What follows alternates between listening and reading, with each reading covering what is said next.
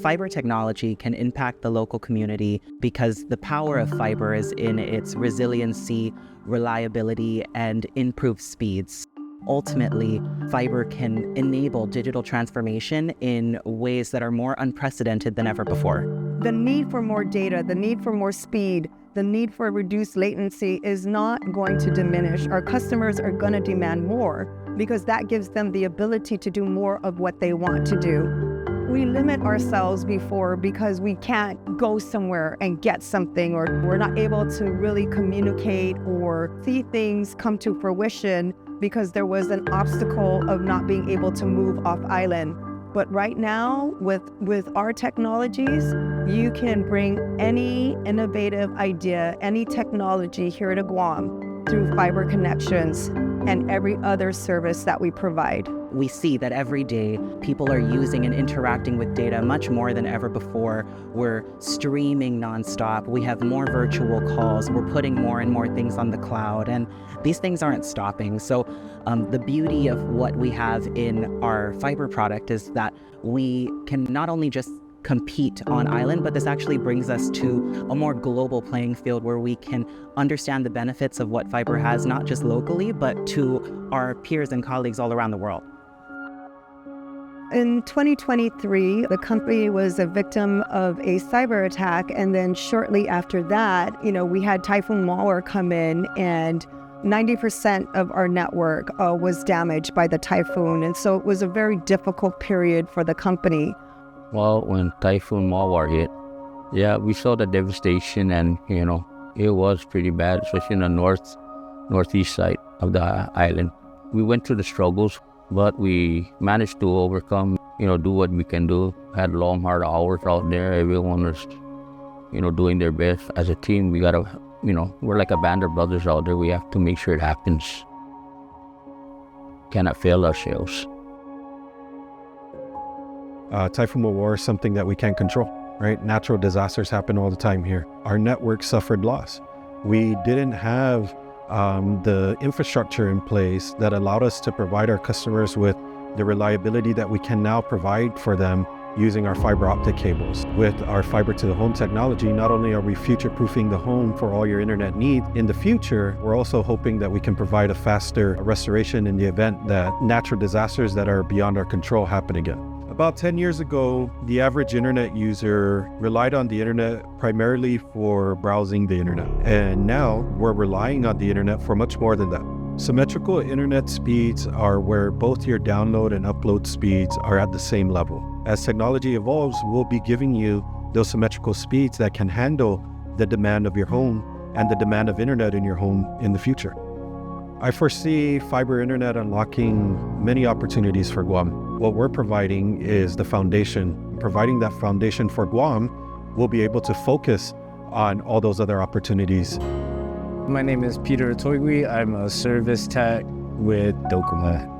I think a little bit after the typhoon, my boss, Ron Brewster, and Melvin Escudero pulled me aside and a couple of other guys and were like, hey, you guys are going to try out this new thing called fiber. And I was interested in learning something new, and that's how I ended up doing fiber. That was the beginning of it. This install that we're going to right now was really a hard one. I had to have them build another riser because the line would have been too low. I did this house as an install. That one was really easy. They were really nice people. They had a few hiccups along the way, but we actually fixed them, I believe, because they haven't called in a while. And this is the install. So I've been doing fiber for about a year now. And at first it was kind of stressful, very stressful. But now that we have the technology and the training to actually optimize it for the customer, I think it's way better. Like, our customers shouldn't have any other issues. But this is a fiber. It's a pre-spliced line. The packaging is kind of crazy. The way they make us do it, like whoever did it, it's worse than a balutan plate because you really can't get to it. At least the balutan you can eat, right? So this is basically what we run into the house. It's a lot skinnier than what we used to run before. This is like the hardest part about it, in all honesty, is getting the line out of the wrapping. People nowadays, I feel like internet is a necessity to their everyday lifestyle. No matter what, if you're not getting your full speed, I know my team itself will figure out a way to get you your full speed. Like, I've never had an issue with giving the customer 120, 90, 60. Even with fiber, like, they get 300 Mbps. So that's kind of wild for me, in my opinion. That's a lot. Typhoon Mawar impacted the rollout of our fiber launch. We obviously had an urgency to restore our customers. We had made a decision to restore them with new technology and not just replace what we had. It's been over a year, and it's allowed us to kind of look back from that time of when we launched and what we rolled out, and learn from our mistakes, from whether it's how we delivered it to our customers or how we went into their home. We wanted to take a step back and see all the ways that we could improve the customer's experience, from the time that they walk in our doors to find out what is fiber, to the time that an installer comes in to install it into their home. So we looked at every customer touch point with their service, and we looked at every way that we could improve it for them and give them what they deserve. Today, my name is Zion. I'm a direct sales representative. Today we're at Mount Santa Rosa, and wherever we have our fiber lines, we'll just go to the doors, say hello, and see if they're interested in installing fiber. Listening is where I think everything should start, because you're coming in blind and the customers are going to be different every single time. I love all my interactions with my customers because my objective is to resolve any issues our customers have. But I think it's our service and how we want to resolve the customer's problems that really help build the relationship between us and, who we're providing it for. Because I think what's more important is the families, can keep in touch with each other. We're a small island. We need it. Our associates are able to make that connection with the customer because they are a customer at the end of the day. They go through the same emotions and pain points whenever they're being served. So they take those specific moments and turn them into moments of happiness or joy when a customer walks into our doors, because they have stood in those shoes before. We understand what matters most to our consumers. And post-Mawar was really about reliability and connectivity. We've always been able to deliver that, but now we're like, how do we create something that will take us into the future? We built that based on our customers' feedback. So when it ties back to our brand, what really matters to our customers is that now. We know that they always want to be connected to the things that matter most, but how do we deliver that connection? It's changed. We need to create something that can deliver on that promise. And so what we took a look at too internally is the customer experience and the journey, all the different touch points that play a role in delivering the right experience to the customer. And some of that was changing up the type of equipment we're using. And some of that was hearing our associates also saying, actually, if we do things this way and we use these specific equipment, this is going to deliver that customer experience you need. So there's this whole sense of co-creation that in order to deliver this, we need to listen to everyone. The heart of this entire project is listening to our customers. And listening, I mean taking their feedback and applying what we learn from our customers and putting out a product and a service that responds to the needs and desires of our customers. We're serving our customers for a purpose. We're here to fill an important role in the lives of our customers and our associates. And in order for us to do that, we need to deep dive and really understand, okay, why is it too expensive? How do you interpret value when we say value? And it's going back to that and really understanding reliability is so important to you. Being there when we say we're going to be there, whether that's your internet connection or our call center downstairs or our retail stores. It's staying true to the promise of being better together.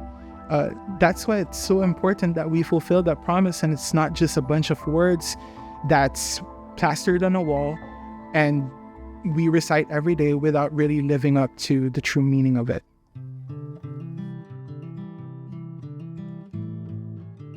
So Addis Mortuary started in 1972. This year we just made 52 years. When COVID times came about, we had the churches shut down, everywhere else was shut down. So predominantly funeral services was happening here at the mortuary. We needed something immediate and something that would bring us to the modern day age of live streaming. You know, it's unfortunate that a lot of times families are not able to make long distance travels from the States. We have live streaming that goes on for them because I think a lot of people don't have that understanding of how internet plays in our society, but also plays in our lives. When it comes to funerals, they don't realize how important that connection is. The capabilities of fiber has really kept us connected because we're able now to not just do one type of service for our live streaming, but we can connect so many devices to our internet, and we don't have an issue with it. So, you know, it gives not just our live streaming, but anyone who wants to connect to our internet and we give them that capability, then they can connect on and also live stream from their phones or from their tablets or from their computers. My name is Leonard Storr, and I live in the village of Jigo. I've been a DOCOMO customer for a long time. I don't remember never being a DOCOMO customer. After Typhoon Mawar, we did have some problems here. I had problems with reception. We were on a hold out here in Jigo while they were rolling out the fiber optic plan. I wasn't dying for the internet, but I did want to get the high speed that was supposed to come with the fiber optic. Once the fiber was installed in the village, it rectified it because when I called, they would come out. I think the biggest advantage it's given me is I do a lot of Teams calls to the States. I don't have any lagging. Everything is, you know, it's pretty fast. Once I get connected, I've got very good capacity on Teams, which is a big deal, having something really reliable. I think DocomoPacific, by its very name, speaks to the fact that we are embedded in our culture. Our culture here, it really emphasizes how we're integrated with the community. And we have a blended mix of folks here that work together to make sure that we're providing good customer service, that we're providing a solid network. You know, we incorporate that into how we work here at DocomoPacific. We say this statement now, right, and it's to deliver tomorrow's islands today. We can't bring tomorrow's islands without understanding what our island needs. We at DocomoPacific feel very strongly in making sure that all of our communication solutions that we offer not only just bring you connectivity today, but are well prepared to be on the global playing field. It's about enhanced solutions that fit the needs of a customer, whether they need just basic internet at home or if they need high-speed internet, depending on what they need, we have the right solution for you. Tomorrow's Islands today means a lot to me. I get to continue to do what I love, right, and what I'm very passionate about, keeping our island connected, providing solutions to our customers, and ensuring that we're able to provide that great experience for them is what it means to me. For us to bring tomorrow's islands today, we need to be grounded. We need to be planted on our land and to be connected to the people that we're serving so that we can form a vision of what they'll need 3 years, 5 years from now. Tomorrow's Islands today is the ability to do whatever our customers want by using telecommunications. I'm excited about what our community can do with fiber, and I think that the possibilities are limitless, and it's all dependent on what this community decides is best for them.